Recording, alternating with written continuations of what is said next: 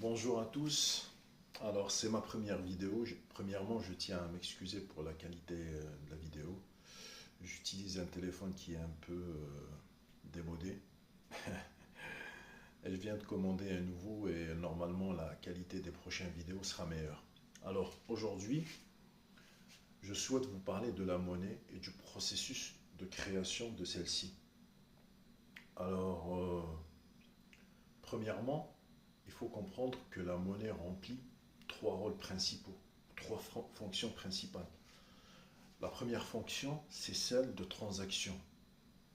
Qu'est-ce qu'on entend par cela? La monnaie, elle nous permet d'éviter déjà les complications et les contraintes du troc. À l'époque, une personne, disons une personne détenant un bien A qui souhaite acquérir un bien B, eh ben, elle doit trouver une personne qui détient déjà le bien B et qui veuille le bien A qu'elle veut offrir en échange. Et cela est très très contraignant parce qu'il faut qu'il y ait une coïncidence de deux désirs. Et il y a aussi l'inconvénient de la péremption du bien, alors que l'argent qu'on a aujourd'hui, à savoir les euros, les dollars qui sont existants, ou même la monnaie scripturale, l'écriture qu'on a sur notre compte bancaire, eh ben, elle nous permet de consommer dans le futur. Et ça, on va en parler dans la troisième fonction. Eh ben, la deuxième fonction, c'est la fonction de valeur. La monnaie, elle nous permet d'attribuer une valeur à n'importe quel bien. Un vendeur qui souhaite mettre son produit sur le marché, il doit lui attribuer une valeur.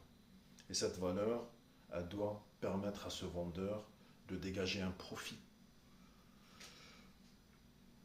La troisième fonction, et j'en parlais tout à l'heure, troisième fonction est une fonction qui nous permet de consommer dans le futur. Qu'est-ce que j'entends par ça? Si on dispose, par exemple, une personne a 100 euros sur son compte, et bien les 100 euros, elle peut les utiliser dans un futur proche ou dans un an ou 2 ans. Ça veut dire que la monnaie n'a pas de date de péremption. Le seul souci, c'est l'inflation. L'inflation qui vient grignoter le pouvoir d'achat de cette personne. Alors, qu'est-ce qu'il faut retenir de ce que je viens de dire? Que la monnaie a trois fonctions, trois rôles. La première fonction, c'est une fonction de transaction. La deuxième,